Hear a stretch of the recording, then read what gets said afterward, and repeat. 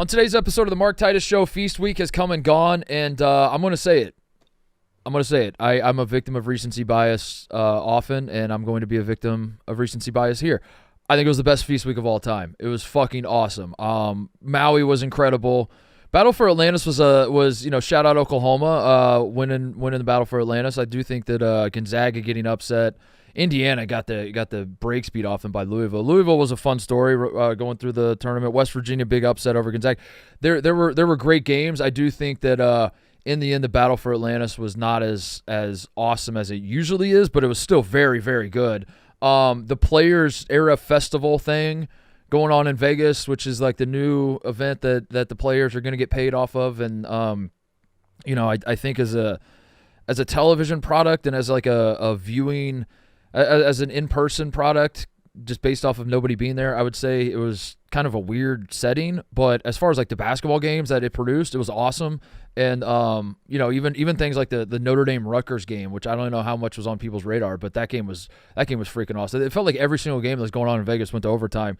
Duke Kansas was awesome. Duke might have a problem in the clutch. We'll talk about that a little bit. But I thought Feast Week was unreal. The numbers. Never mind like my thoughts on the thing. Here are your numbers. Here are your AP. This is all the losses that were all the teams that were ranked in the AP poll that lost. This is just Feast Week. This is from last Monday to right now. The last 7 days. The number 2 team in the country lost 3 times. I'm talking, of course, about UConn. All 3 losses were to unranked teams. The number 3 team lost to an unranked team. Number 5 lost. Number 6 lost in overtime twice. Number 9 lost in overtime to an unranked team. Number 11 lost. Number 12 lost twice to 2 unranked teams. Number 14 lost twice, and one of those was by 28 points to an unranked team. That, of course, being the Indiana Hoosiers losing to Louisville. Number 19 lost. Number 20 lost. Number 21 lost twice. Number 22 lost by 25 to an unranked team. Number 23 lost. Number 24 lost to 2 unranked teams to fall to 3 and 4 on the season. And number 25 lost to an unranked team. All of those losses happened in the last 7 days. These are all AP ranked teams enduring those losses in just the last 7 days alone. That is why Feast Week was so fucking awesome. So today we're going to talk about things I learned from Feast Week, things we learned. Tate's gonna chip in as well. But I wrote down. I think I landed on 10. It might balloon to more than 10 as we get going. I might just add some. But 10 things I learned from Feast Week. Auburn's awesome. That's one thing we kind of already knew, but that's a spoiler alert. That's going to be on the list. The Maui bump. Did Auburn get more of a Maui bump? Did Janai Broom's National Player of the Year candidacy get more of the Maui bump? Dan Hurley kind of stinks. What the hell is Dan Hurley doing? Never mind losing these games. Like, he gets back to Connecticut and then it continues to stink. Got to talk about that. Is the Big East ass in general? Duke might have the clutch problem like I talked about. Is Louisville back or did they just play Mike Woodson? That could be the case. They just went up against a Mike Woodson Indiana team, but also Louisville fans are excited about basketball for the first time in a long time. A ton to get to, a ton to digest coming out of Feast Week. It was an incredible Feast Week, and we're going to do our best to sort through it all coming up. All right, Feast Week. Broad thoughts. I kind of hit on it at the top of the show, or in the intro right there. It was incredible. I love Feast Week so much. I said going into Feast Week that it is my favorite week in the college basketball calendar outside of March. Then I got pressed on it, and I was asked by a handful of people around here because I kept saying that to everybody. I got asked, is it better than the conference tournament week? We talked last show about it. Is it better than conference tournament week? And then I thought about it. I think it is. Yeah. I do think it is. I think it's I think conference tournament week is, I reserve the right to change my mind when conference tournament week rolls around. I'm like, this is the best week. It could be a recency bias. A recency bias thing, but I just the games going on until like 2 a.m. That factors in. Like, you're just staying up late, you're laying on the couch, you're not really sure what time it is, you don't really care. And there's just high quality basketball, and there's multiple games going on. This Vegas thing, being able to watch Maui and the Vegas thing going on at the same time and just flip back and forth.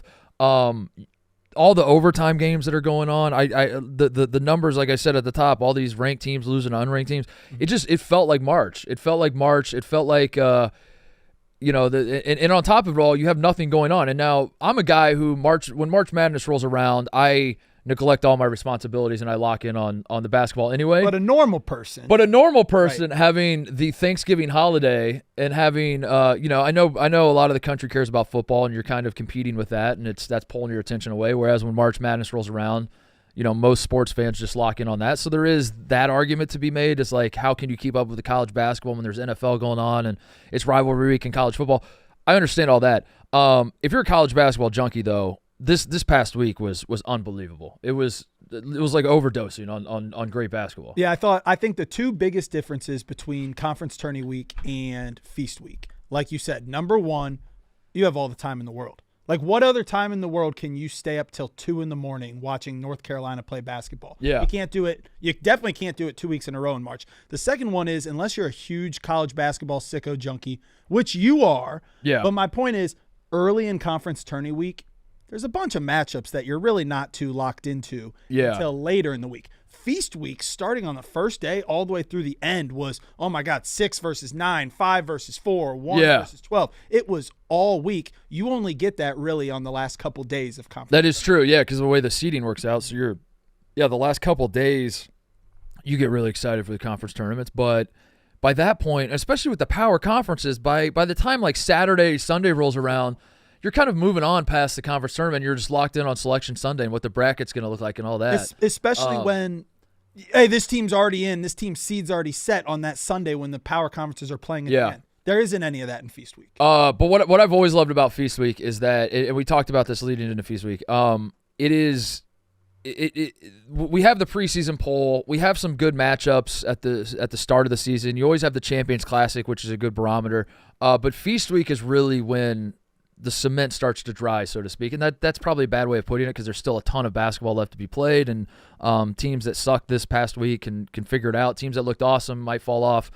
I don't mean to say it like that, but it's like you can't by the time Feast Week rolls around, for the most part, I would say like 90% of the teams I would consider to be contenders, we've seen them now play another high caliber team. Like at this point, you can't hide anymore. Now there are some exceptions. There are some teams that really haven't really played much of a schedule yet.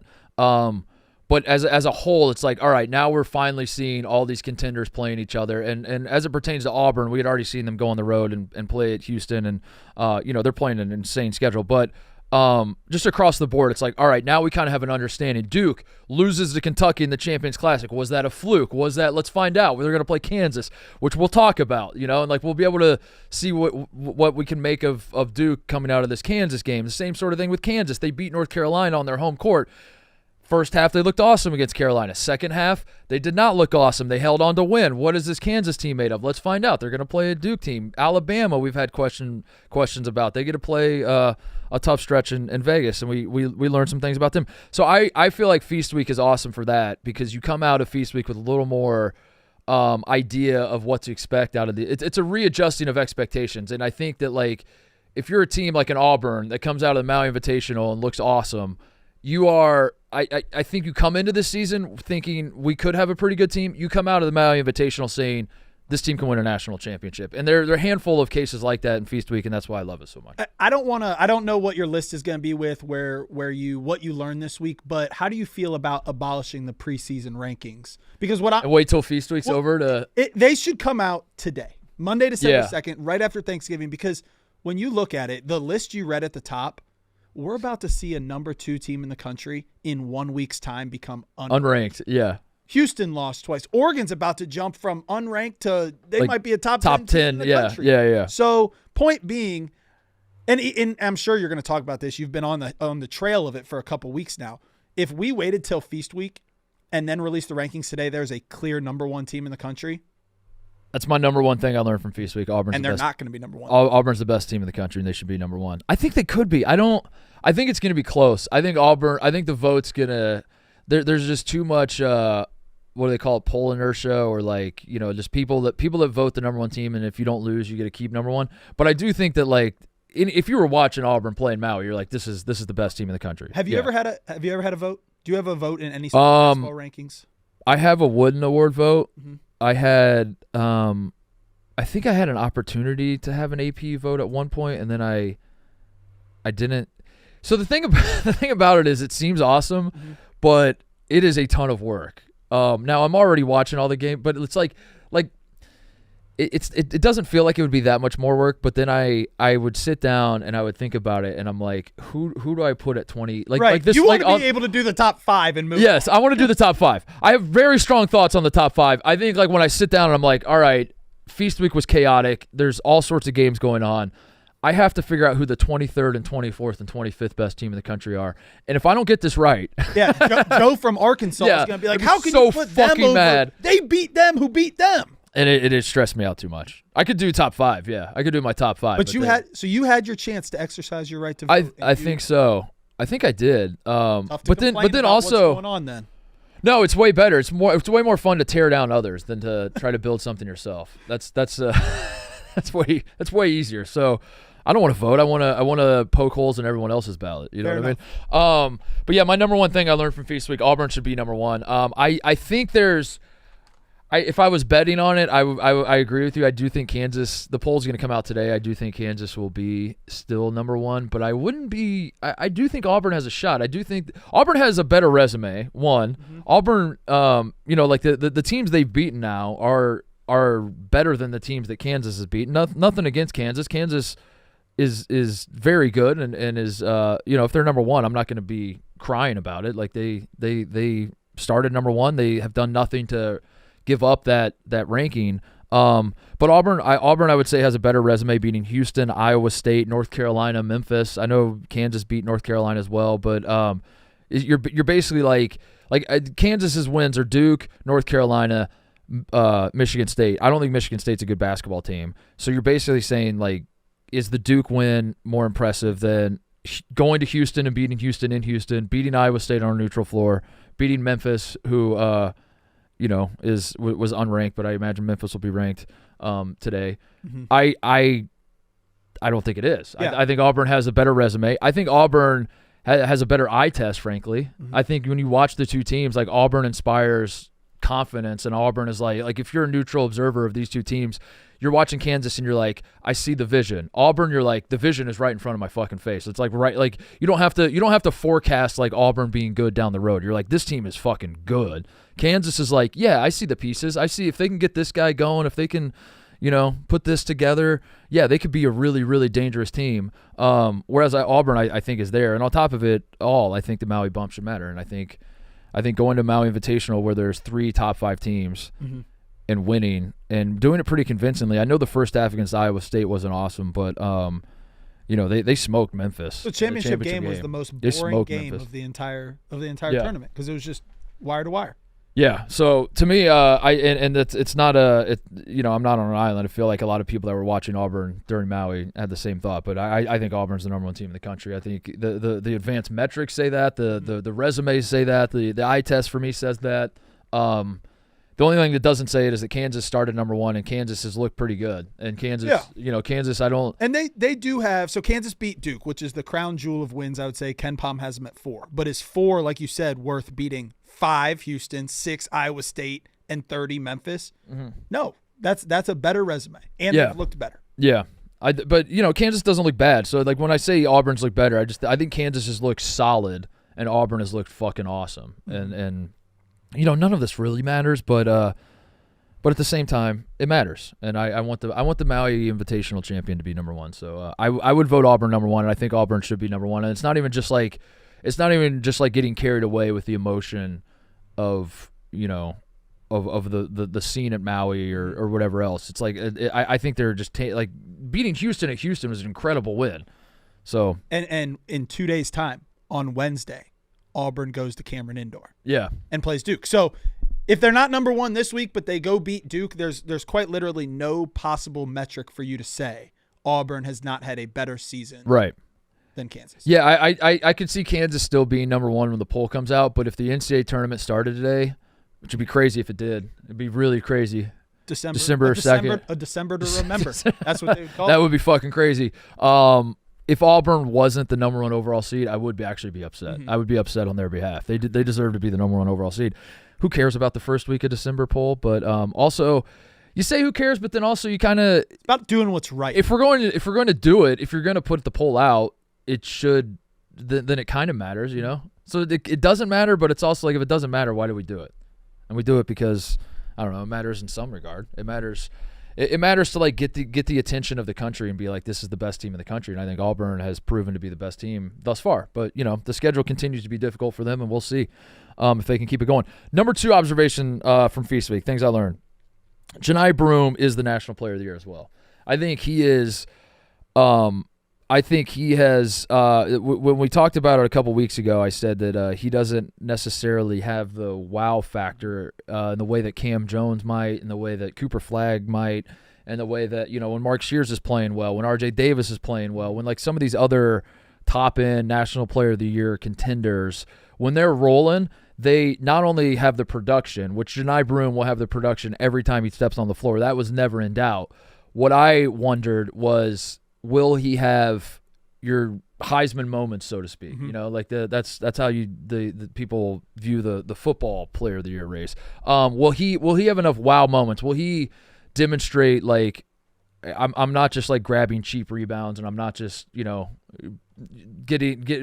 pick and rolls and rolling to the basket and getting dump off passes and laying them in and stuff. I'm actually a fucking awesome basketball player. I felt like this Maui week put all that to bed. I think Janai Broom has he's always been very, very good. I think in particular what's standing out to me is his 3-point shooting.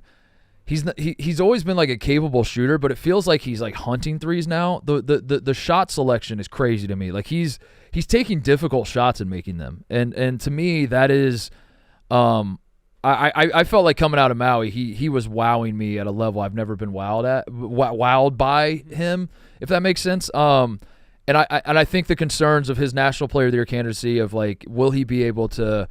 Well, is he a sexy enough basketball player? I think he's sexy. I think he's a sexy fella. That guy. Watching him play is a ton of fun. He is so good defensively. He is. He's it's not just like a fundamental approach. Like I think that would be I don't know how to say this because it sounds like I'm criticizing. I'm not. I'm just being open and honest that I think like the people that vote on this stuff don't always love like the guys that just do the dirty work. And I don't know, maybe not, because Oscar Tshiebwe and Luka Garza did win National Player of the Year awards. So maybe that was always overblown. Maybe I shouldn't have given it. I just felt like it was going to be an uphill battle with Cooper Flagg and all the hype that Cooper Flagg has and the appeal of the wow factor that Cooper Flagg has. This was going to be an uphill battle for Janai Broom. I do think after Maui, he is demonstrating that he does have that ability as well. And another thing, the point that you kept making that I did think was sound was, at the end of the game, Janai Broom will not be the guy that has the ball in his hands making the play. So if you think about it, the person he was going up against, Cooper Flagg, still is. Cooper Flagg's second in the odds. Cooper Flagg has had the ball twice at the end of the game. Yeah. And it's shit the bed. It's not gone well. Janai Broom has a game winner. Mm-hmm. So everything, and it was a fair point, but like Janai Broom is going from shooting 0% his first 2 years in college. Now he shot 50% from 3 in Maui. Yeah. He has a game winner. They have the best team in the country. They have the best resume in the country. You're not calling game yet, though, are you? What do you mean? On player of the year? Player of the year? No. Okay. Because you said he is, but right now he is. No, right now he is. And I flip-flopped a lot. Mark Sears was my preseason. Cam Jones, I don't think Cam Jones is still 100. Yeah, Cam Jones is still in it. It does sort of feel like a 3-horse race. Now, again, there's still a ton of basketball left, and once conference play gets here, who the hell knows what's going to happen? It does sort of feel like it's Cam Jones, Cooper Flagg, and Janai Broom right now. Mm-hmm. Which is crazy because I don't know who the fourth would be. Yeah, who would? Mark Sears has fallen off. At the end of the day, it's crazy to say, but Kansas is still the number 1 team in the country. Yeah. And Hunter Dickinson's putting up stats. Yeah. And he's just forgotten. Yeah, Hunter will be a first-team All-American, but I don't think he'll seriously challenge for Player of the Year. But yeah, there's still a ton of time left, and like a guy like Chaz Lanier, don't sleep on him, dude. If Tennessee is as good as they've looked. And Tennessee, we look up and we think Auburn's the class of the SEC, but like by the end of the year, Tennessee wins the league, and Chaz Lanier's averaging 19 a game, and carrying that offense. I don't know. That could get interesting. Braden Smith going to probably lead the country in assists. He's not going away anytime soon. But right now, Janai Broom. I think I said it earlier, but I think like the thing that stood out to me the most is last year. And I might be oversimplifying it. I didn't watch every Auburn possession last year, but when I would watch Janai Broom, he was a capable 3-point shooter. He would shoot threes when his defender is in the paint, sagging back and playing help defense, not wanting to get pulled out away from the basket, wanted to be like a rim protector. Janai Broom would like set a ball screen. He would then stand at the top of the key, say the ball would swing to him. He would look around. He's wide open. He's like, yeah, I'm capable. I'm going to shoot this. And he'd hit a three, right? And you're like, yeah, he can shoot, but is he this is kind of like what how Hunter Dickinson shoots threes. Like Hunter's a capable shooter, but you're not like Hunter's not jab stepping and shooting threes off the dribble. Janai Broom has added that. Like Janai Broom is like hunting threes now. And that changes everything. Yeah, he's a problem. Yeah. Last season he was shooting 1 or 2 a game. Right now, his Maui series was 2 of 4, 2 of 4, and 2 of 5. Yeah, you're shooting 5 threes a game from the height and the position that he plays. Yeah, I mean he's added a 3-point shot. He's added a legitimate 3-point shot, not just like a I'm wide open and I'm going to keep you honest shot. He's added a I am going to catch and not even think about this. I'm going to catch and shoot because this is what I do. It's very impressive, and he's been on an absolute tear to start the season. So that was thing I learned number 2, which kind of ties into number 1, which is that Auburn is awesome and Janai Broom is awesome. And I think he might have gotten more of a Maui bump than Auburn did for me. Like I think I came away from Maui. My thoughts on Janai Broom jumped higher than my thoughts on Auburn jumped. Like I'd already thought Auburn was pretty good, right? But my respect for Janai Broom, like, whew, his stat lines in Maui were unbelievable. Yeah. 21-10, 23-19, 21-16. 6 assists too. Yeah. 5 assists. He's doing it all. And he's a great defender. Yeah. 4 blocks. Oh my God. Yeah, he's doing it all. Number 3, and I promise not all these Feast Week observations are going to be about Maui, but I'm a Maui guy, so I'm going to start there. Number 3, Dan Hurley must be stopped. We have to, as a college basketball community, stop this man. I have the last couple years, I have been thinking out loud. I have been wondering. I have been posing the question: when will UConn be full-fledged villains? And a lot of Big East people are like, "Now, hang on a second, buddy. They've been villains my whole life. What are you saying?" And I've as a guy that's never felt one way or another about UConn, I felt like the last 2 national title teams were a ton of fun. I enjoyed watching them play. For a program that has won 2 titles in a row and is kind of dominating college basketball, I did not feel, even entering this season, I did not feel resentment or hatred or like, all right, get these guys out of my face, like I would for a lot of other blue blood type programs that have won back-to-back titles, where you just kind of get fatigued and you're like, this must be, we got to do whatever we can to stop this team, right? All that's changed for me now. Dan Hurley is like throwing every ounce of goodwill he has built up the last 2 years, throwing it right in the fucking garbage. And it's not just because UConn has lost 3 games in Maui. He comes back to Connecticut. He does his press conference. He says, we will never do another MTE, multi-team event, whatever. MTE's the in vogue term for this. I don't know why we don't just say tournament. But we're never going to do a 3-day MTE again. We're never going back to Maui. That's it. It's over. It's done. If he would have said this like immediately after losing 3 games, by the way, the 7th place game against Dayton, embarrassing and absolutely embarrassing. They just for a team that you wanted to, it was like show me something time. When they lose their first 2 and now they're playing Dayton in the 7th place game. Dayton's a good basketball team. I don't mean to put down Dayton, but UConn, you're the number 2 team in the country. You lose your first 2. The first game against Memphis, you lose because Dan Hurley bitches at the refs. He literally cost them the game.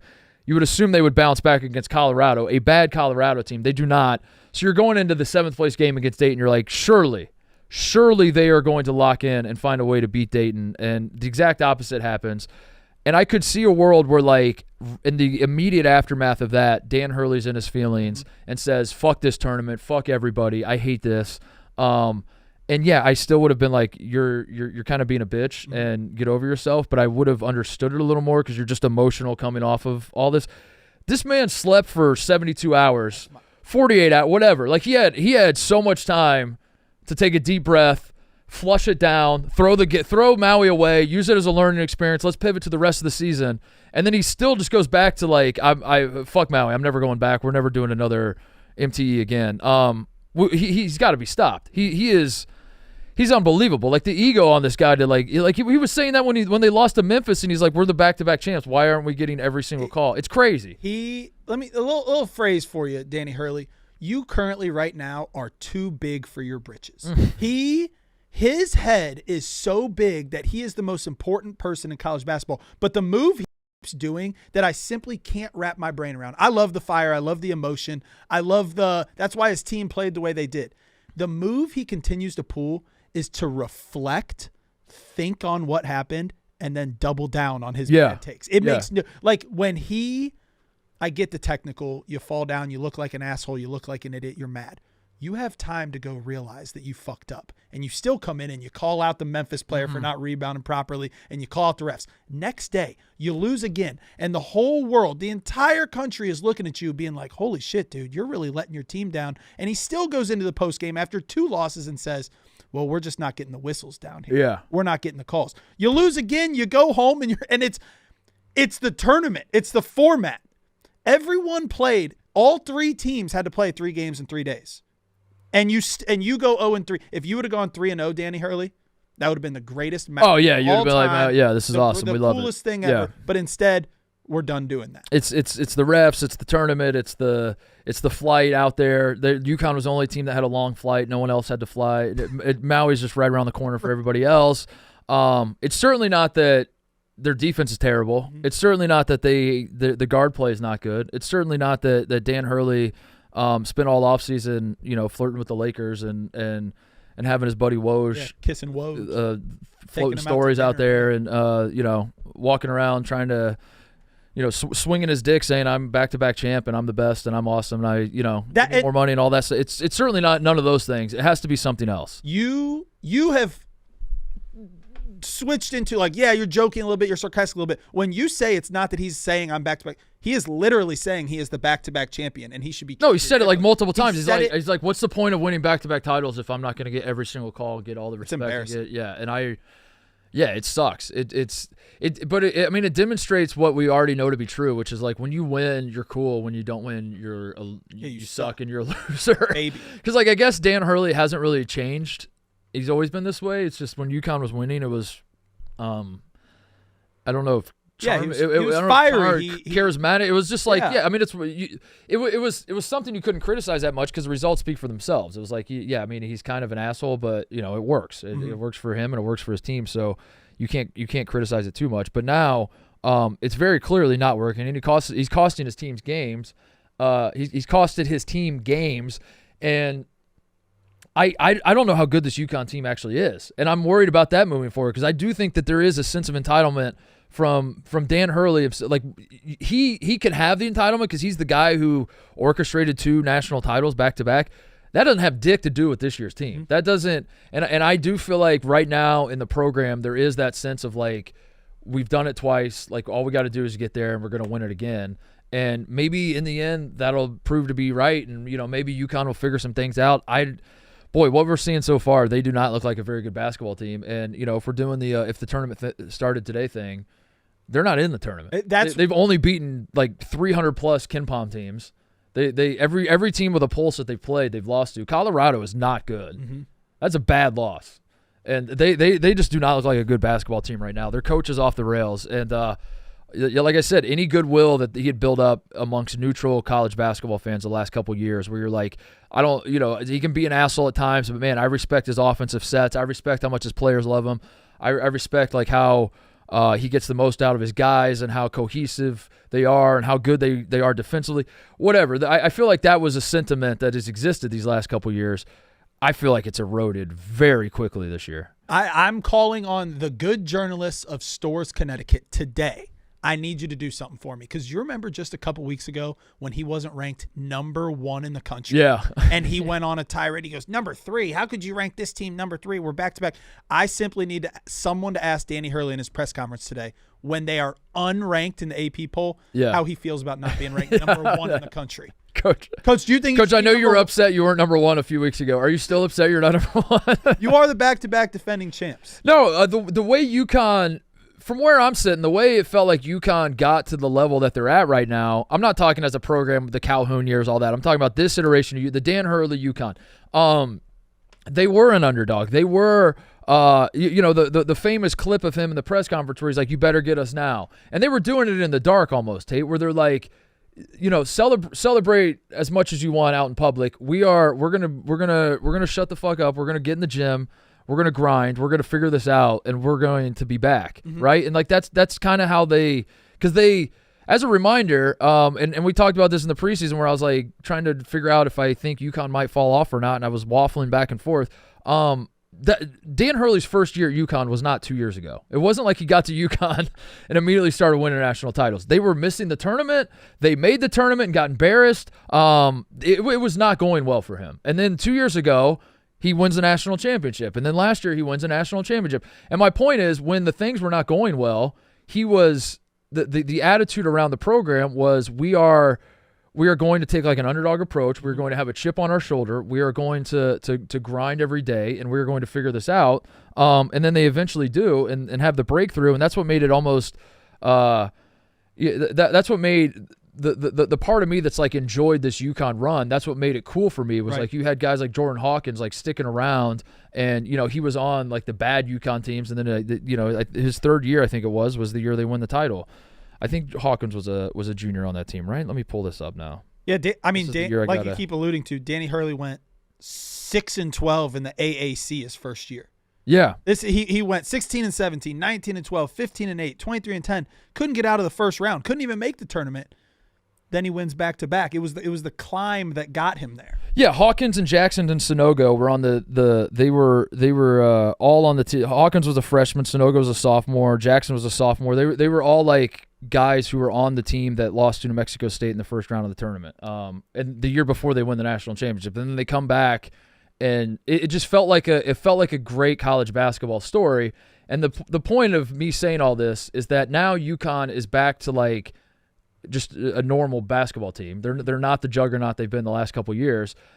And I would like to see Dan Hurley go back to adopting that mindset of we're the underdog, we're the, I gotta hammer home to my guys, you haven't won shit. Right. Like just because Tristan Newton and Donovan Clingan and Stephon Castle and Jordan Hawkins and Adama Sonogo and Cam, like just because all these guys won national titles doesn't. Now Caravan, he was on the team. Like there are guys that were on the team last year. I don't mean to say across the board, but as a collective, this team hasn't won dick, and we got to get back in the gym and block out all the noise. He seems to be doing the exact opposite.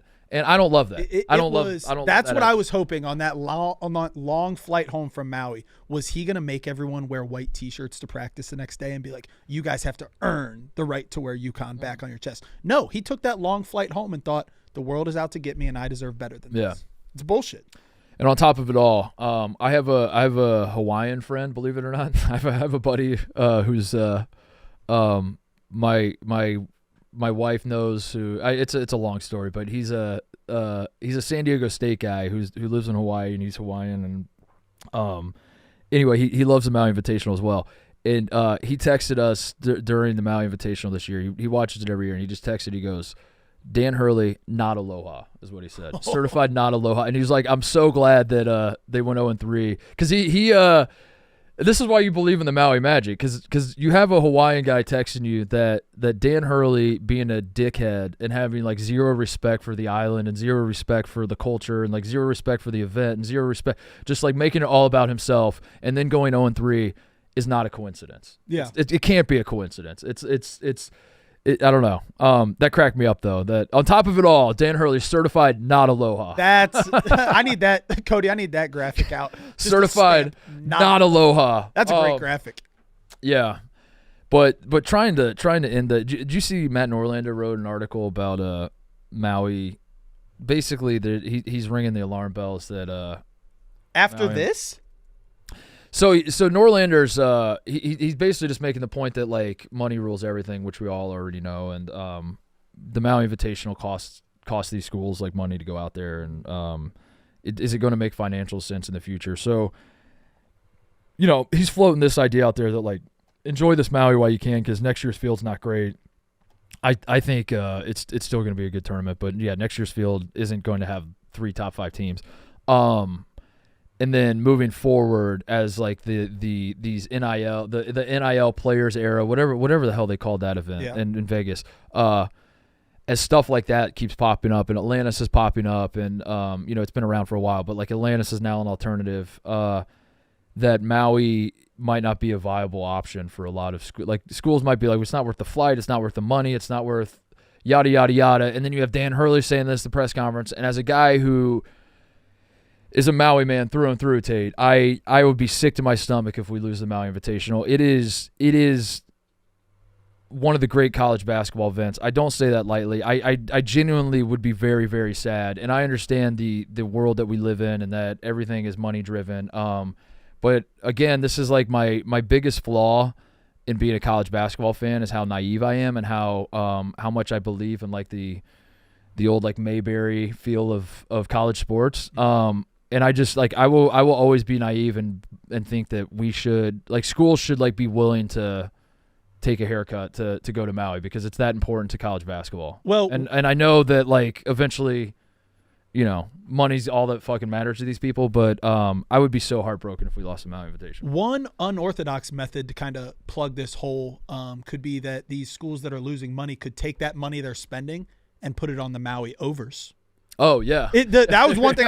Maui overs went 9-3. They went 4-0 on the last day. So really? So 9-3. It went 3-1 first day, split second day, 4-0. We had games 99, 97, 93. Awesome. So my point is this: maybe we all get together. Yeah. We loosen the rims up a little bit. Mm-hmm. We make some shots. We kind of make sure we hit the over, and then all of a sudden, everyone in Maui's making money. Everyone's making money. Just don't tell We Vegas. don't have to worry about that. Yeah. Dude, I would be so sad. Yeah, that's your career. That's your future career. Maui Mark. I want to be the guy. I don't know. Well, maybe this is actually a good thing for me. Put the tournament on your back. Maybe I will step up and single-handedly save the Maui Invitational, and that's how I become. Do you want to save it, or do you want it to go away so then I bring it back? Brings it back. I don't want it to go away. I'm not that selfish. I'm not Dan Hurley. I want the Maui Invitational to exist forever. And I will go on record right now and say this, Tate. If for some reason the Maui Invitational, if for some like mystical reason me not going to the Maui Invitational will keep it alive, I will sacrifice my attendance at the Maui Invitational to keep the tournament going. And I would push a button that says I can never go to another Maui Invitational again. That's how selfless I am. I would push that button. I would keep the tournament. Even if I can't even go to it. I'm trying to think who that gesture compares. That's like the Gandhi of our generation. Yeah. That's a peaceful protest. Thank you. Thank you. I'm trying to think. Martin Luther King. Mark Titus. All right. Moving on. Thank you for your. Moving on. Mark Titus Show is brought to you by DraftKings. The Emirates NBA Cup is here. You can win big getting in on the action at DraftKings Sportsbook, an official sports betting partner of the NBA. Will LA repeat? We'll find out soon. There's sure to be rim-rattling slams and no-look passes that bring the crowd to their feet. Get behind your favorite players and the prop bets you can make on DraftKings, the home of NBA player props. Ready to place your first bet? Try betting on something simple like picking a team to win. Go to the DraftKings Sportsbook app and make your pick.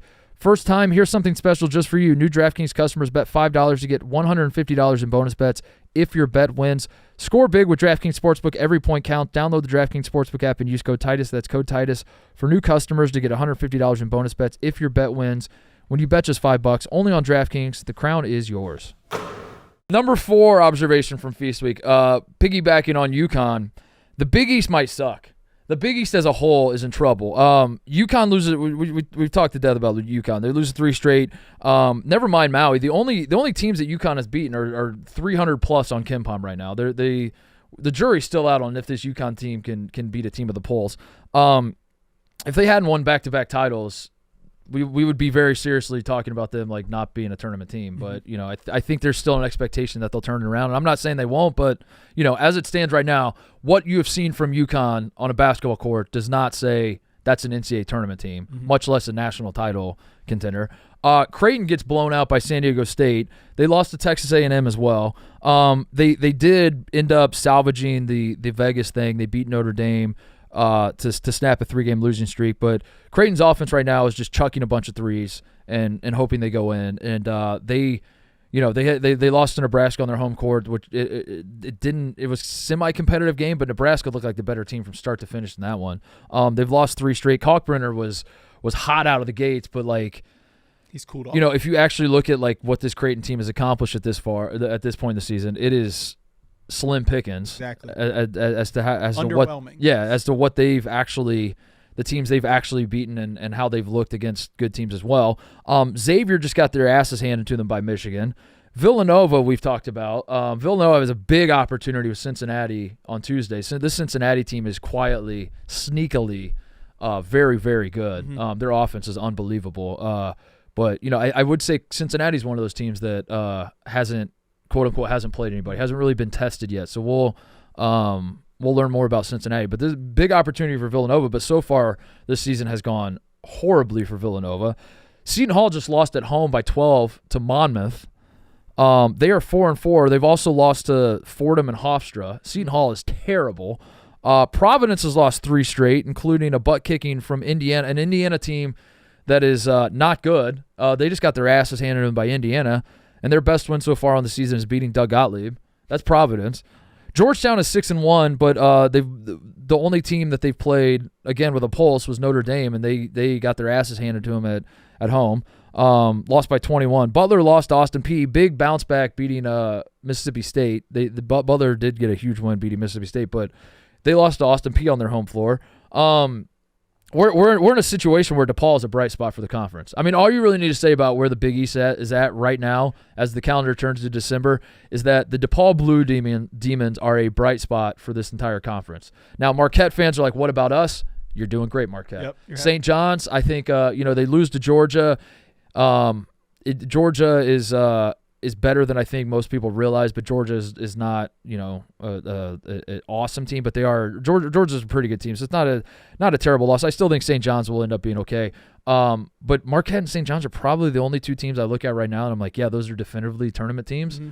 DePaul is undefeated. They haven't played anybody, but they are undefeated, and that seems to when you've reached a point where like pointing out that DePaul is undefeated, you're in a bad spot. The crown jewel of the cup. They haven't played a team in the top 100. They're 7-0 and they're 99th in Ken Palm, which is what Holtman had to do. I mean, love like if you're 29 last year. He's 7-0. That's smart scheduling. Year one at a school that won 3 games last year. You got to just play nobody. He's the Kurt Signetti of college basketball. Can't beat anybody, but he had a good record. Yeah, the Big East is not looking great this year. So. Titus, you said at the beginning of the year that you felt that Connecticut had the biggest gap between 1 and 2. Obviously, you don't feel that way. I do not feel that way anymore. But I don't know who you would feel that way. What's the biggest gap in power conferences? So SEC, I don't think Auburn is the number 1 team in the country in my mind, but I don't think the gap is that great between Auburn and say a Tennessee or a. Yeah, it can't be. They're the best team in the country. It can't be that. It's not. Is it Marquette? Big 12. It might still be the Big East. It might be Marquette and the rest of it. Yeah, different team. I had the wrong team. It might still be the Big East. The Big Ten is still a mess in terms of trying to figure out who's the best in the Big Ten. Indiana said, we'll bow out. We'll make it easier for you. We'll bow out. Thank you. But I still can't make sense of the Big Ten. Yeah, it probably is Marquette and the Big East. Yeah, Marquette's probably – the gap between Marquette and the rest of the Big East is bigger than – or is it the ACC? So you would it be the ACC with Duke? Who's 2? Even though Duke has lost like their 2 big marquee games. Only 2, yeah. But North Carolina, I don't. North Carolina, I'll give North Carolina this. They will never be out of a game. I think that like North Carolina could be down 25 at half, and I'd still think that excuse me, they have a chance to claw their way back into it in the second half. Mm-hmm. They are not good. They do not have good big guys. They are not going to find good big guys. They almost need to like trade one of their guards for they at the trade deadline. They need to trade like Seth Trimble, flip him for like some capable big guys or something. Trade RJ Davis or something. Is there a team out there that needs a chucker? Like trade RJ Davis, get a couple big guys. I don't think Carolina is going to be a very good basketball team, but they do have talent and they can get hot, and so I think like they'll still they're going to make the tournament. They'll be like a 5 or a 6 seed probably, and they might win a game or two, but like I don't think this Carolina team is going to be special. Pitt might be the second best team in the ACC. Pitt might be, yeah. Pitt might be. So the gap between Duke and Pitt, yeah, I still think that's a sizable gap. It might be. Yeah, Duke. It might be Duke. Yeah, it might be Duke in the ACC. Speaking of conference stuff, observation number 5 from Feast Week: the SEC is absolutely stacked. Absolutely stacked. Right now, as I'm looking at it, I think the SEC has 12 teams that think that they can make the NCAA tournament, and I think that is a very realistic goal for all 12 of the teams. The teams are Auburn, Oklahoma, who won Atlantis, by the way, Tennessee, Kentucky, Alabama, Florida, Texas A&M, Mississippi State, Georgia, Ole Miss, Arkansas, Texas. I think all 12 of those teams. Now, do I expect all 12 of them to make the NCAA tournament? No. Conference play will roll around. Some of them will fall off. They all can't win like 11 or 12 conference games. Someone's going to have to lose some of these games, right? But right now, as it stands, it feels like 12 teams have a realistic chance of making the NCAA tournament. I would say 5 of them probably feel like they can win the title. I would say they probably have 5. Florida is quietly dominating everybody right now. Florida is, if you look at what Florida's doing, holy shit. I have them on my list of things I learned. Todd Golden might not be a fraud. Might not be a fraud. A recurring guest on the fraud list. Power. But then again, I will say this about Florida. He also might be a fraud because they're 8-0. They haven't played a game within 15, 13 points. They're top 10 in offense, top 25 in defense. With that being said, their only team with a pulse was Florida State, who's okay. Yeah, but they're beating the shit out of everybody though. They beat Wichita State by 37. And it's like this isn't 2013 Wichita State, but like I mean, Wichita State was undefeated, weren't they? I think when they played, they beat them by 37 points. Auburn obviously has national title aspirations, as they should. Tennessee crushing everybody they're playing. Tennessee's won every game they've played by 15 or more. Wow. And they played Baylor, they played Louisville, they played Virginia. Again, I would say of those 3, none of them are serious Final Four threats to me. But at the same time, those are 3 teams that I wouldn't extinguish their NCAA tournament hopes yet. Virginia maybe. Virginia kind of sucks, but we'll see. But yeah, they've dominated every single game they've played. Kentucky looks awesome. Awesome. Alabama isn't as good as we were hoping they would be, but Alabama lost 12 games last year and made the Final Four. So like Alabama's schedule and Alabama's talent, and like Alabama, it's a long play for Alabama. And I got the burps this morning. Excuse me. I'm not freaking out too much about Alabama as a team, and they're there's hope they'll figure out. They play a very, very tough schedule, and they're going to stack up a bunch of losses. And I do think that there is a world where Alabama's like a 4 seed in the tournament instead of the 1 seed that we thought they would be. That's going to feel like a disappointment, but I still think Alabama's national title good, and I don't think you can cross them off or I don't think you need to readjust your expectations for that team yet. I already said Florida. Those would be the 5: Florida, Kentucky, Alabama, Tennessee, Auburn. I think all 5 of those teams, as the calendars turn to December, I think all 5 of those inside their locker room are saying we can win the national championship, and I don't think it's crazy for them to say that. Yeah, I mean, what's the winner of the SEC going to have loss-wise? That is going to be an absolutely brutal conference schedule. It's stacked. It's absolutely, and no disrespect to Oklahoma, who's undefeated. I was going to say, you don't think that they're in there thinking that they just come off a tournament championship? They just won the Battle for Atlantis, which is the second best. Their path to winning wasn't what we thought it would be. Like they didn't have to, like when you looked at the Atlantis field, you thought Indiana was ranked and Gonzaga was the best team, and they obviously lose to West Virginia.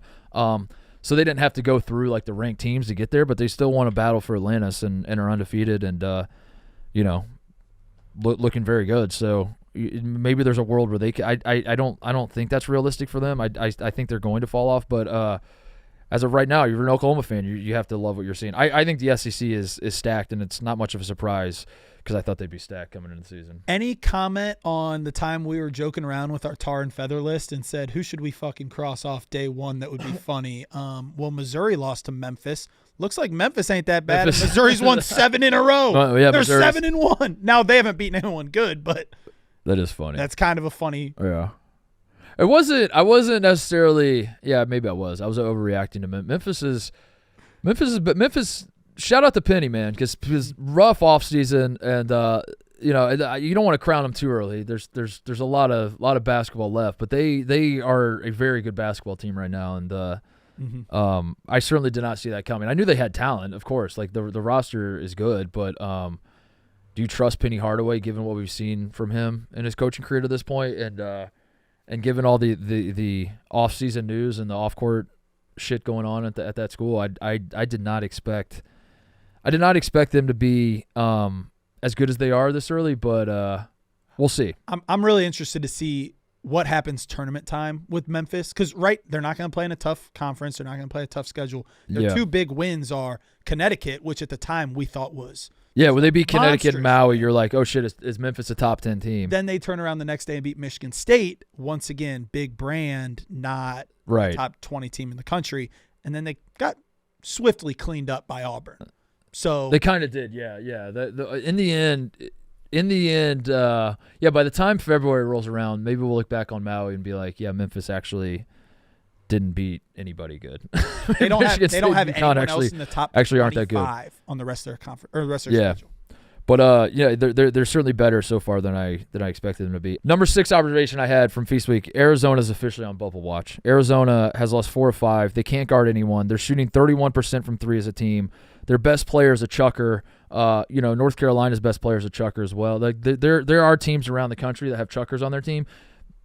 Arizona's chuckers averaging less than 15 points a game right now. If you've got a chucker, you need to score. Yeah, what's the baseline of points you're allowed to score to have a certified green light chuck whenever you want? Yeah. He's a chucker, not a maker, and it's big difference. Yeah, they're just not a good basketball team, and they're a team that has the right jersey and has the right head coach. And Tommy Lloyd, his start to his head coaching career was historic, and you couldn't watch an Arizona game without all the stats being thrown in your face that Tommy Lloyd is off to the hottest start we've ever seen in college basketball, and he's up there with all these legends. And he's had his troubles in March, but Arizona is a team that stacks W's and will always be in contention for a top seed. Now they're going to a Big 12, and in some ways you're concerned about moving to the new conference because the Big 12 is going to be a lot deeper than the Pac-12 was, but also maybe that's iron sharpens iron, and maybe Arizona is going to be even better because now they have more resources and they have more opportunities to – maybe it's more of a recruiting chip to be like you get to play in Allen Fieldhouse now, and you get to play against the likes of the Baylors, and you get to go to Hilton Coliseum and play Houston and like all these other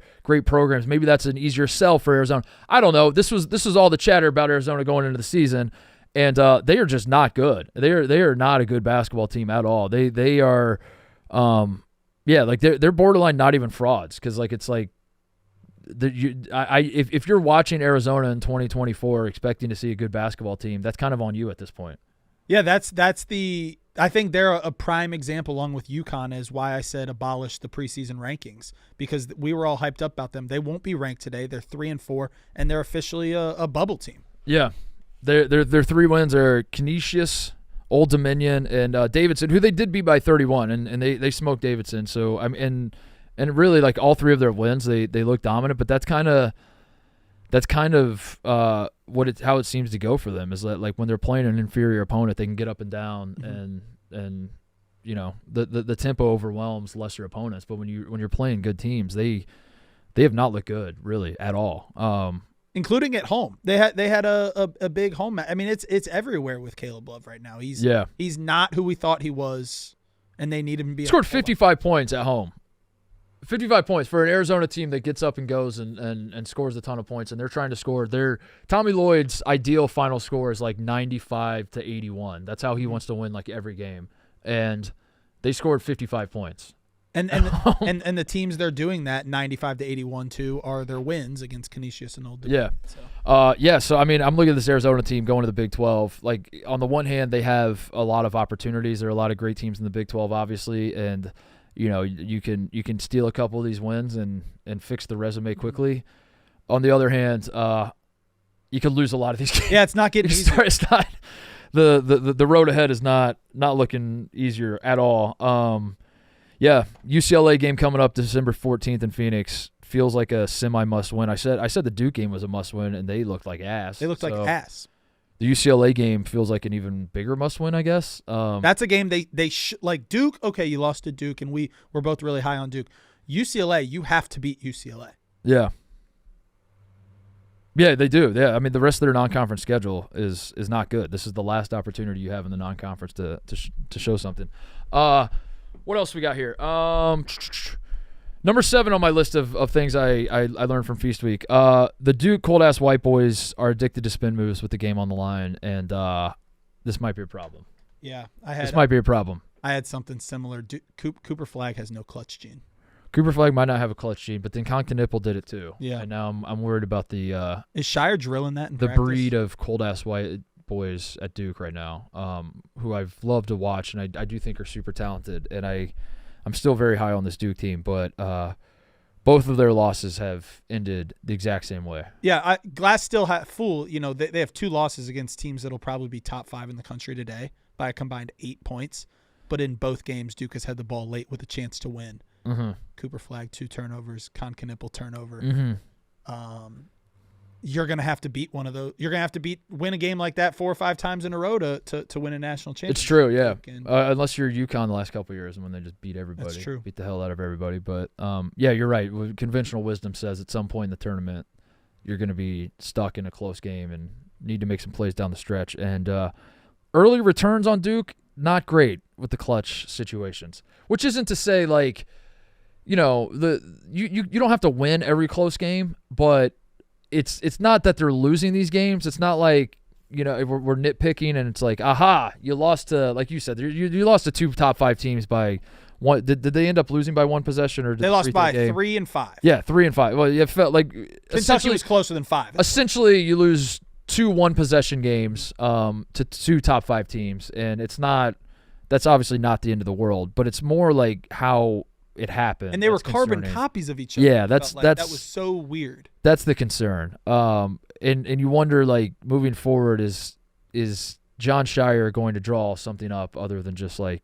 other than just ISO plays. Let's just try to be better than the guy guarding it. Like, we have Cooper Flagg and Concanipple are going to be lottery picks. Let's just get the ball to their hands and trust that they're going to make something. Or is he going to draw up is he going to get on his Micah Shrewsbury, Brad Stevens shit and draw X's and O's? Maybe get like and an open shot. Stuff. Yeah. There's certain things. Get some ball movement, get some body movement. And there's certain things that I get excited for, like I look forward to seeing. And the next time Duke is in a close game down the stretch, I am so excited to see how the coach handles it. No way that Cooper Flagg gets the ball, goes left, and then spins back around. There's no way, right? There's no way. But also, that will be electric. Hey, man, Wednesday night, Auburn, Cameron Indoor Stadium. Huge. We'll see. That's huge. Huge. Yeah. You're not in the prediction business. I know you're not. But that is as hyped up of a game. Because I'm still very high on Duke. They could have won both of those top 5 games. Yeah. They would have an argument to be the number 1 team. Oh, absolutely. If Duke was undefeated right now, they would have. They would be probably. I would be arguing that they would be number 1. Number 1 in the country. They've lost because of 3 freshman turnovers at the end of the game. Now they host the number 1 Auburn Tigers. 2 best players in the country so far, probably. Maybe, I don't know. Respect to Cam Jones, but I'm trying to hype this game up a little bit. So how do you see that game going in Cameron? It's a must-win. It's a must-win for. I think this year I'm just gonna be addicted to calling every big game a must-win. I like that. I'm just trying to hype up the sport, man. I'm trying to get people fired up, dude. This is a must-win for both teams for me. I think Auburn, yes, you won Maui, yes, you beat Houston, but now Now I'm gonna move the goalpost and say, can you do it in Cameron Indoor Stadium? Can you do it against a roster full of NBA players? But on the flip side, Duke must win. They might be on the fraud watch next round. I will say about Auburn, I was saying all that in jest, obviously, but in seriousness with Auburn, I am curious, like, moving forward. I don't think it's a concern for me right now because they are playing really well. I am curious, like, the talent level, the individual talent level, because my understanding of what makes a great college basketball team is that at some point you do need guys who you can point to and be like, yeah, those are NBA players. Those are guys that are definitively NBA players. And I think that I don't know why Janai Broom can't be an NBA player, I guess. Like, he's just not going to be a lottery pick. So I guess maybe you have to, like, shift your expectations for – Tahad Pettiford feels like he's got an NBA future at some point, but he's – we're still filling out what his role is. Latest mock draft has Janai Broom going 19th overall. Yeah, Janai Broom feels like an NBA player. So, like, maybe that's the more he puts on display, this idea that, like, is he going to be an NBA player, again, is going to start eroding. You're going to be like, okay, yeah, that guy's definitely an NBA player. But, coming into the season, Auburn's roster wasn't exactly like, oh, wow, they got 2 lottery picks. There's this guy that'll probably be in the league for a few years. And then you also have Janai Broom, who could get on a team or whatever.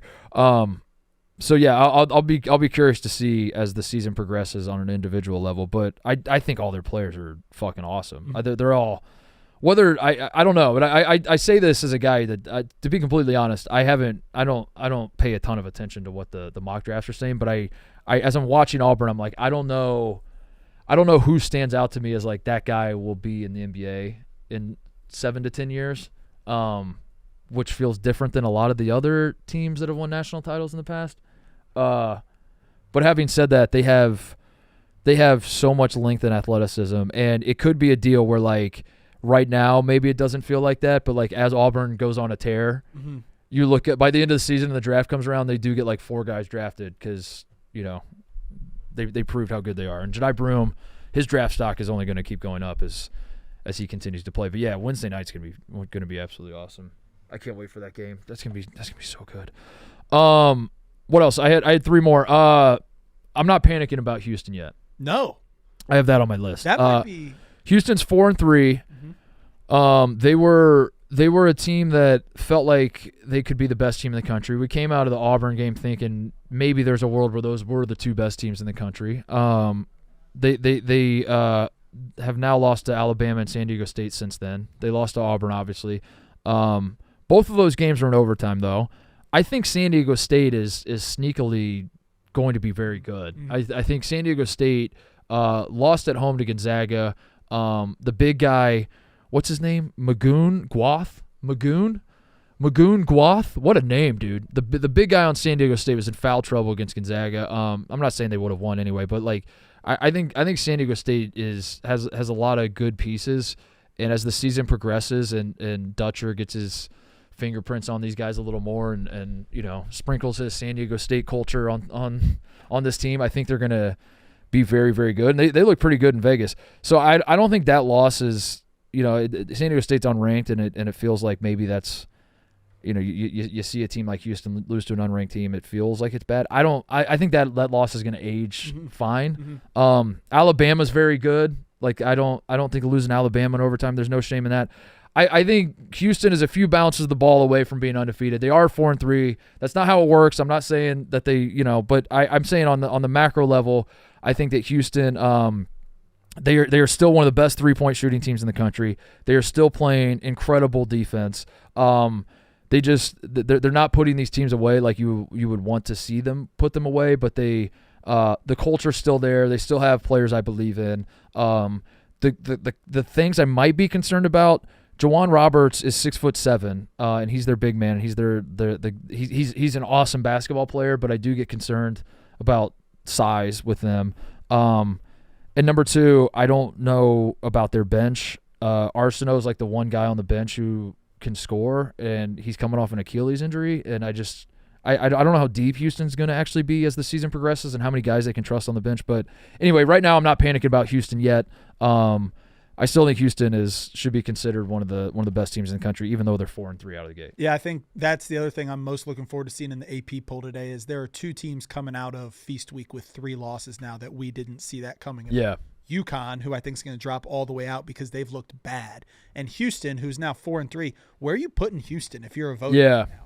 Because they're still a top 15. They're still a top 15 team. Yeah, I think they're a top. I think they'll be back in the top 10 if they're not in the top 10 in this poll. They'll be back in the top 10 almost immediately. What's their schedule look like?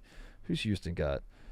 Butler this week. And that's right. They got Butler at home. Really, nothing else until they get into conference. Yeah, I think they're going to crush. They're going to just crush everybody on this.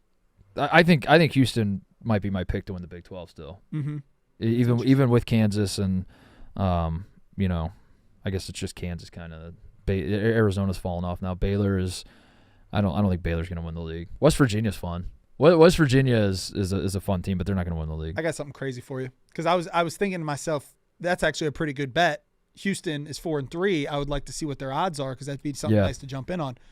Currently on DraftKings Sportsbook, Houston is still favored over Kansas to win the Big 12. See, that doesn't surprise me. Yeah, 2-1. Yeah, they're not going away, and Kelvin Sampson's too good of a coach to let this get off the rails. And they have talent. It's not like they're not losing these games. They've lost 2 overtime games, and their 3 losses are 2 in overtime to teams that are going to be in the tournament. Probably, I think San Diego State's going to be a tournament team, and Alabama could be national title good. 2 overtime losses, and then a loss that came down. That was a 50-50 game with a minute left. to the best team in the country. Those are your 3 losses so far. At some point you got to figure out a way to win these games, but I'm not hitting the panic button on Houston yet. Number 9 observation though, I am hitting the panic button on Mark Sears. I'm officially panicking on Mark Sears. 3 for 14 in the loss to Oregon. He's averaging, his numbers don't look terrible. He's averaging 16 points, 4 assists, and 3 rebounds a game this year. Mm-hmm.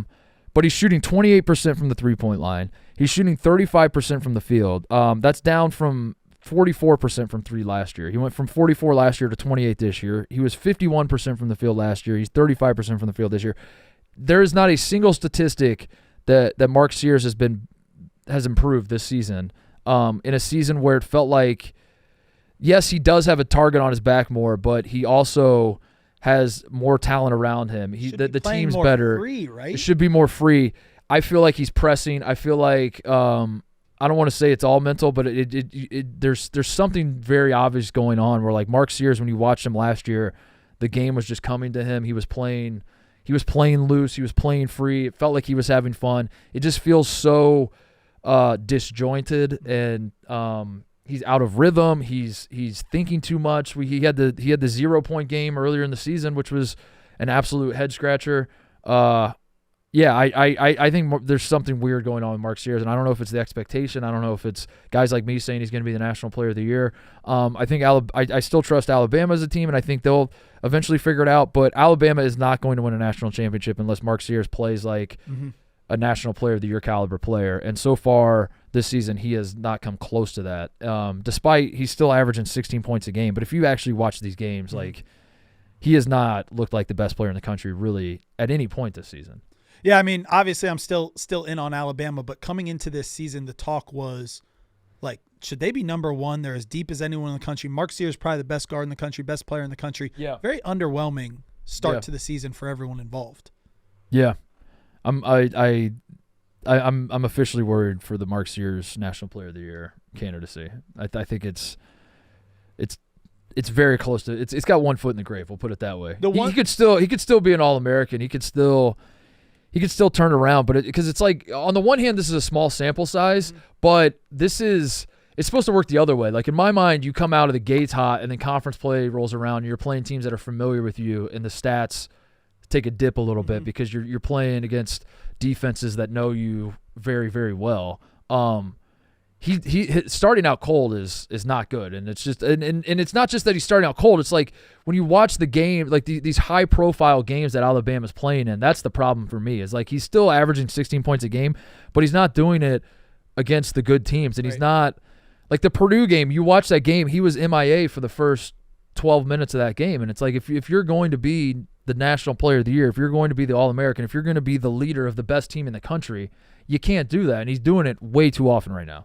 Yeah, way too often. His 2 worst games are 2 of their bigger, or his 3 worst games are Purdue, Illinois, and Oregon, and those 3 of their biggest games. He scored 0. They scored 100 points, and he scored 0. Tate. Not good.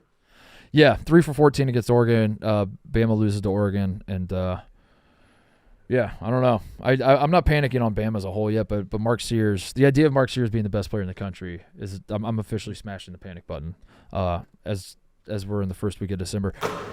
The Mark Titus Show is sponsored by Jack Black. Jack Black just came out with 4 new scents of their #1 deodorant, Pit Boss. Their deodorant is the best at controlling odor and wetness no matter what I'm doing, and now I can have my cleanser, lotion, and antiperspirant all in my favorite scent, which is a total game changer. Jack Black's original Pit Boss deodorant is a top seller, and now you can get the same reliable odor and wetness protection in 4 new masculine scents. Big Sur offers a refreshing aroma that mixes marine accord and amber. Blue Midnight features adventurous notes of black pepper and lavender. Jack Zen presents a grounding blend of bamboo and violet. Jack Black was founded over 20 years ago with the goal of offering men's body care products that were just as effective as women's body care products. Their commitment to superior skincare has made Jack Black, according to Circana, the #1 men's body care brand by total dollar sales. If you want a little Frank the Tank right there, if you want simple, effective products that do what they say they're going to do, you need Jack Black. Head to getjackblack.com/Titus and use code Titus, Titus, for 10% off your order plus free shipping. Once again, that's getjackblack.com/Titus for 10% off your order plus free shipping. And make sure to use promo code Titus so they know that I sent you. All right, my final observation. I think Illinois is the highest ceiling team in the Big Ten. Really? and this might be a little bit of a surprise. I thought you would have came in here this week and said that you were high on Oregon after what? Oregon looks good. Oregon looks very good. I don't think Oregon has the ceiling that Illinois has. I think Illinois – now, I am not predicting Illinois to win the Big Ten. Mm-hmm. You have to frame it in this way because there's so much uncertainty around around the Big Ten as a whole, around each individual Big Ten team. Is the Big Ten good? Probably not, but it could be good as a conference. It just doesn't have top end teams, and we were trying to figure out like the way to frame it is like who's got the highest floor. I think Purdue probably has the highest floor. Who's got the highest ceiling? I thought Indiana might.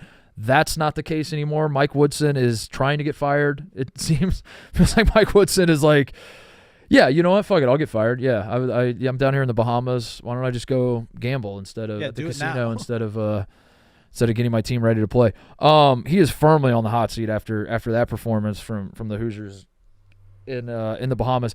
So I think you can cross Indiana off. Like they theoretically on paper talent wise might have the highest ceiling, but as long as Mike Woodson is coaching them, I don't know how you can say Indiana has the highest ceiling. Purdue, there could be an argument for them to still have the highest ceiling. Like I said, I think Purdue has the highest floor for sure, but the Miles Colvin is now starting. I love that. I love they're starting 5 now that Heidi and Miles Colvin are joining the other big 3 guys. I love that from Purdue, but I still feel like when you watch Purdue, it's like it's a committee of like who's going to be the guy that steps up for them, and you know, there is a world where it could end up being Purdue, but I don't think they have the top end talent that like Illinois has. I think Illinois. I think these three freshmen that Illinois have, the international dudes are something else, dude. I don't remember their name. The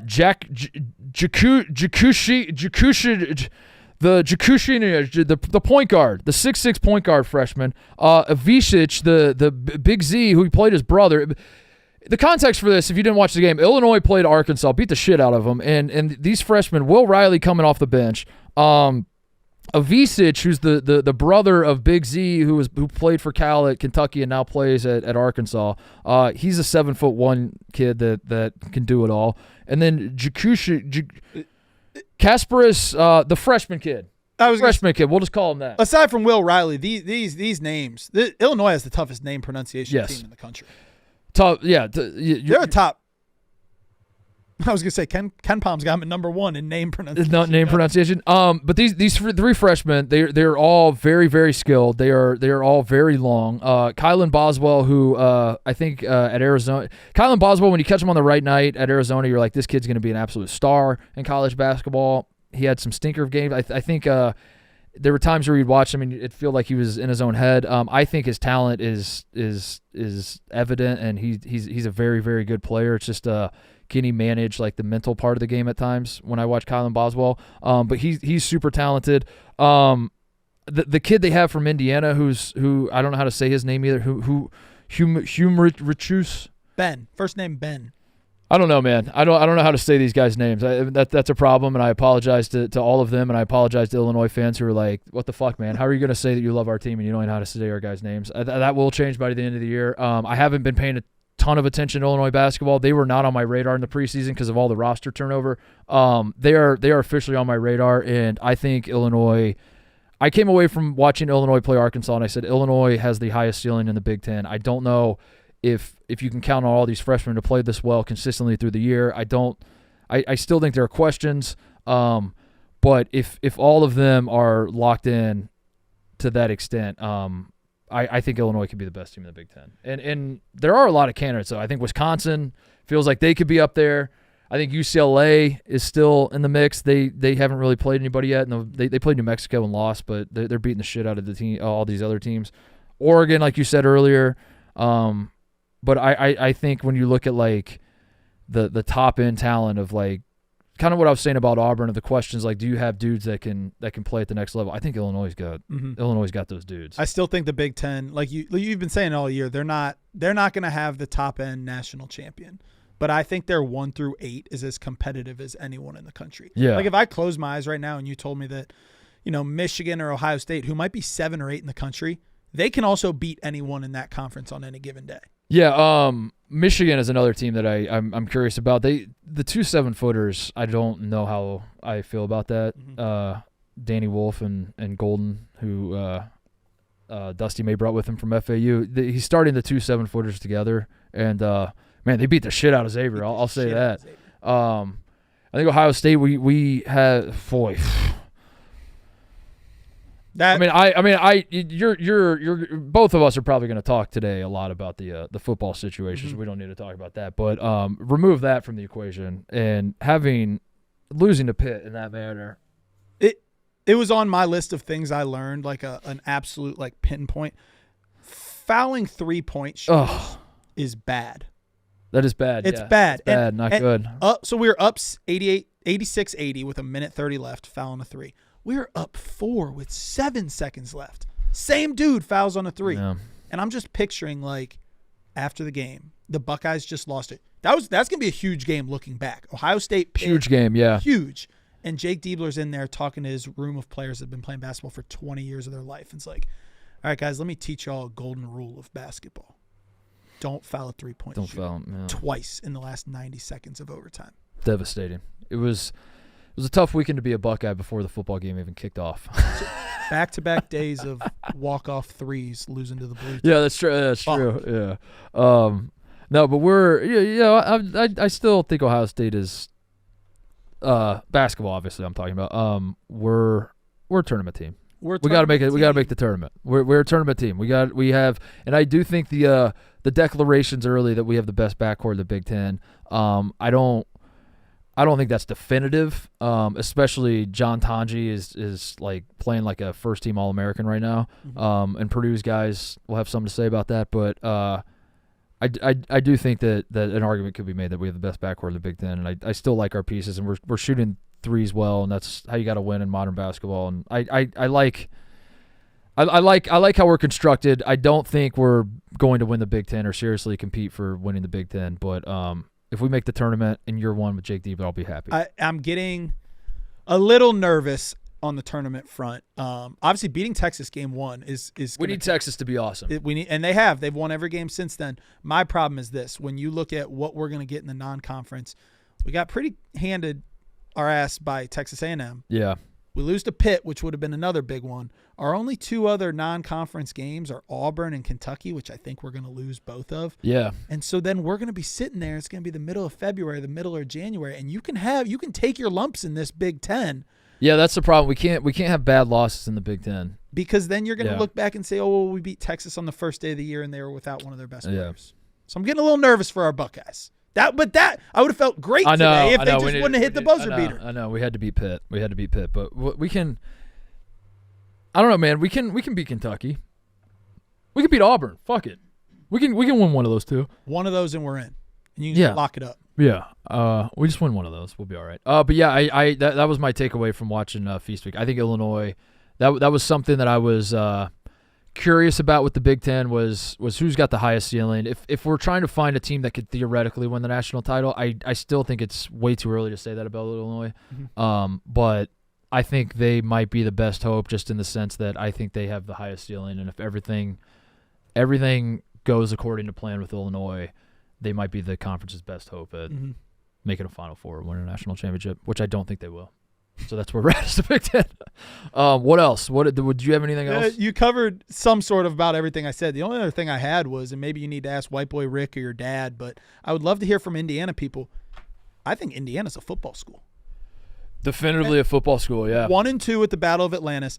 We didn't talk too much about them, but they got blown the fuck embarrassing. Like lose that game, sure, and that's not good. I'm not saying there's a world where like you could have lost that game and be happy. Like you should have beaten Louisville, but to just completely give up and completely like just sit there and take it right as a team is beating you by 30 is fucking wild. And it was day 1 of the tournament. This isn't like you can't even play like a fatigue angle or like any day 1 of the tournament. It was. You should have had them scouted. You should have been ready for this. They lost 89-61, and if you guys watched the game at the end, it wasn't even that close. They scored 3 times in the final 29 seconds, hit 2 threes to keep it within 30.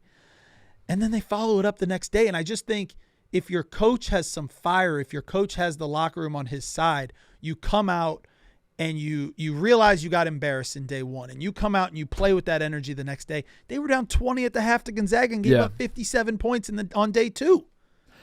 I've been patient with Mike Woodson in so far as, like, I think so Indiana Archie Miller didn't make any NCAA tournaments, and in Indiana that's the bare minimum. It's like you have to make the NCAA tournament. That's why he was fired. And they hired Mike Woodson, and there was a lot of head scratching and a lot of, like, and there was like a belief, whether it was realistic or not, there was a belief in Bloomington that they might have a chance of getting Brad Stevens. They backed up the Brinks truck. Brad was like, absolutely not interested. And they land on Mike Woodson, and everyone's clowning Indiana. You hired Mike Woodson. And I actually thought, like, the start of his tenure at Indiana wasn't that bad. Like, they weren't going to Final Fours, and this idea that Indiana is a blue blood that expects a national title or a Final Four appearance every X number of years, I don't even think that was the case. I think the fans were just like, we want to make the tournament every year. We want to compete in the Big Ten. We just want to get back to that standard. And I thought he did a good job of that, and they made the tournament, and it didn't, it wasn't inspiring basketball they were playing in the tournament. And at no point were you like, this team could go on a run and make a Final Four, but he was, if we're doing the floor ceiling thing again, he was raising Indiana's floor back to, like, we're going to make the tournament at the very least. We're going to be respectable in the Big Ten standings, and we're going to, when March rolls around, we're going to have a shot. And that was the standard.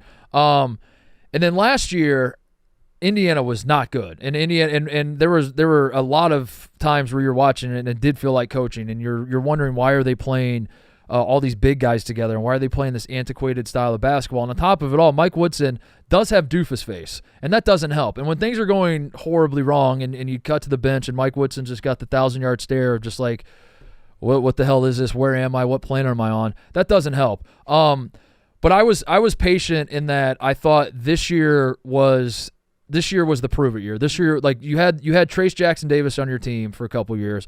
Maybe that was the reason why things were going well. Maybe it was Jalen Hood-Schifino who was great in his year at Indiana. Maybe you lose those guys, and then last year doesn't work out that well. And maybe you could just point to, like, the roster term. I don't know. There's a lot of excuses you could point to. Let's turn to this year. Let's see how this year goes. And that's where I was at with Mike Woodson going into this year, was like, I'm not saying last year was good. I'm not saying he's killing it in Indiana. I'm not saying Indiana's back at the blue blood table. I'm just saying he has raised the floor, and let's wait and see how this year goes. And so far, it could not have gone any worse for him, really. I mean, like, I guess they could have lost at home to South Carolina, and they didn't. But I don't know how else it could have, like, losing the first good game you have on your schedule, being down by 30 for most of the game. It's terrible. It's absolutely being terrible. down by 30, and again, it came down to effort and quitting, and Louisville feeding off what their coach is like, and Indiana feeding off what their coach is like. Does Indiana fire in the middle of the season? Is that a thing? No, they won't. They won't fire in the middle of the season. Especially they have football to distract them, I think. But the problem with the real situation is Quinn Buckner is a Mike Woodson guy. Quinn Buckner's like on the school board, or Quinn Buckner has like a lot of influence at the university, and him and Woody are tight, and so I think that's what's going to keep Woody. Like, if I was an IU fan, they're definitely not firing him in the middle of the season. I don't, unless like, you lose 15 games in a row or shit. Like, they might do it then, but they're not going to fire him in the middle of the season. I don't even know if it's a foregone conclusion they fire him in the offseason. Really? They fired Tom Crean for much less. Tom Crean wasn't best friends with Quinn Buckner, and Tom Crean is Indiana. Tom Crean didn't play basketball at Indiana, wasn't a team captain and all that. That's what makes this stuff hard. Like, Juwan Howard struck a man, and Michigan was like, we can't turn our back on our guy. Like, these things matter to these schools. Yeah, if I was an IU fan, I'd be worried about that. I'd be worried about Woody coming back next year. Do you have them out of your field right now? Oh yeah. The rest of you have Indiana not in the tournament. So, they have the talent, but like they obviously, like, I still think when you look at that roster, you're like, no, this is a team that should be able to figure it out. It's just like, do you trust that? I mean, we said it at the beginning of the season. We watched them play SIU Edwardsville to open the season, and they ended up winning by 20 or something like that. But when you watch that game, you're like, these pieces just don't feel right, and it doesn't feel like Indiana's playing modern basketball. It just feels like they're stuck in clunky. And clunky, they run clunky offense. That's the only way to describe it. And then defensively, they just don't seem to give a fuck. And that's not a good combination. Yeah. Clunky plus not give a fuck equals bad. I'm intrigued to see, obviously being the former player, what that means. Like, if you miss the tournament twice in a row at Indiana now. No, that's not. Yeah, like he should be fired. So what's the rule? You get to do it 3 times because you're Mike Woodson. I don't know, but if they don't make the tournament this year, that's bad. There's hope that he just steps down, but I feel like Woody's going to be too stubborn and not want to do that. I don't know. It could get semi messy. But what has he? I know I'm just talking to air here, but like, what has he done that shows like, okay, we may have missed the tournament 2 years in a row, but we're back on track. They're going this way. It's I think it's recruiting. I think it's like he's always going to be able to dangle some recruit or some train. Like he killed it in the transfer portal, and that's why this year was the prove it year. Yeah, because last year they weren't good, but the roster, like you're turning to Trey Galloway last year, and you're like, Trey, you gotta run point for us and be the guy who creates everything on offense. And of course it didn't work out, but then also anybody that watched Indiana is like, I don't know what you would expect. Woody's responsible for the roster, so it does fall on him. But like once you show up and start playing the games, I don't know what you reasonably would have expected from last year's Indiana team. They fixed that in the offseason, and they have the talent this year, which is why the excuses are gone, and you have to do better than losing by 30 to Louisville. You have to do. You lost by 30 points to a team that lost by 30 points on their home floor. By the way, Louisville got fucking smoked by 10. Like if we're doing the transitive property thing, which can get a little dicey, and you don't want to get too carried away with that with college basketball because crazy shit happens and teams have off nights and all that, but. If you want to get carried away with it, you would say Louisville lost on their home floor where Pat Kelsey was begging people to come to the game and like, this is our definitive we're back moment for Louisville basketball. They get blown out to Tennessee, and then not too long later, you get blown out to that exact same Louisville team on a neutral floor. So if you're holding yourself to the standard, if we're saying like Tennessee is a national title type team, you're not even close, Indiana. Not even close. 50 points away. Not even close. Last thing before we get out of here, R.I.P. Lou Carnesecca, 99 years old, was turning 100, I think, relatively soon, right? Supposed to turn 100 relatively soon. He's January 5th. Yeah, I thought his 100th birthday was coming up. He's obviously a legend. I don't know nationally how much he resonated with people because he was I do feel like when you think of those Big East legends, he was kind of forgotten about almost. Now the Big East people know that he was on the Mount Rushmore of Big East coaches and made that conference what it was. Not him alone, but guys like him and his ilk are what made the old Big East so legendary. But St. John's basketball in my lifetime has ebbed and flowed. I think like the Artest team was pretty good. They've had some decent teams through the years, but they haven't ever been that great. And I think there's hope that Rick Pitino is going to tap into it and figure it all out. But I will say I've always my entire life I've always identified St. John's as a program that matters. And I've done that because of the history with Lou Carnesecca, and even though I wasn't alive for most of his heyday, the legacy lived on. I'll put it that way. That like you watch like Mark Jackson in the NBA and Chris Mullin in the NBA, and the Mullin team that went to the Final Four. You read up on that team and like how good Chris Mullin was there, and like kind of the culture of what St. John's basketball was. He was a fucking legend, and I think obviously to the Northeast, he's a much bigger deal than I think the rest of the country. But Lou Carnesecca was the old Big East is a legendary conference, and losing guys that made it what it was is never fun. So even though he's 99 years old and lived a long life, and John Calipari once recruited that. There's a famous story about John Calipari when he was at Pitt, was negatively recruiting against Lou Carnesecca, telling all the recruits that he's going to die soon. And this was like in the 80s. He's still doing it. He was still doing it up until. And he's still around, man. So, or he was, up until now. So, Anyway, that's pretty much all I got to say about Lou Carnesecca, who I wasn't alive for his heyday, but he's 99. But like it was a name that like resonated, and you read. I've read like a handful of books on the old Big East just because I'm enamored with it, and Like Dana O'Neill wrote a really good one, but you read up on the old Big East and you realize like the importance of Lou Carnesecca's. It wasn't there were a lot of guys, like I said, that made it what it was, but he was certainly one of them. So, R.I.P. Lou Carnesecca. Yeah, he did have that shit on though. So, R.I.P. That's he did. So one thing Cody's gonna add to the show. He had that shit on. He did put that shit on. He put that shit on. You're right about that. Lou put there's the famous, speaking of him having that shit on, there's the famous story of John Thompson coming out wearing the sweater when they were playing St. John's. John Thompson comes out wearing a Lou Carnesecca sweater. Yeah, there it is. Was he trolling him or was it respect? I can't remember. It says a sweater defined the biggest rivalry. Yeah. I don't know if he was like trying to fuck with him or if it was that's like a great question. If this was like Lou's last game, but I remember John Thompson, did that. The old Big East, I might go home and just read. He revealed it to him old stories when they went to do their pregame handshake, and he showed it to him, and there was laughter, but how much laughter can there be? Dude, those stories are. That's a great story right there.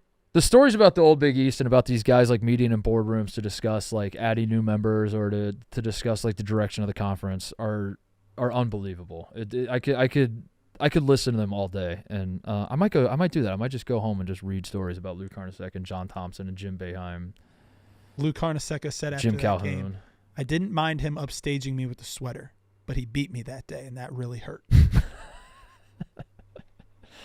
All right, I think that's it. We'll be back Thursday morning. Wednesday is an absolutely loaded day of college basketball. Auburn Duke is the big one, but what are the other ones? We got Bama Carolina, we got Baylor UConn, we got Marquette Iowa State, Kansas Creighton, Auburn Duke, and Pitt Mississippi State. That's perhaps the best day we've had so far. Yeah. Look, that's a good day. Meanwhile, Big Ten plays. Yeah, getting underway. Wisconsin plays Michigan, I think, on Tuesday.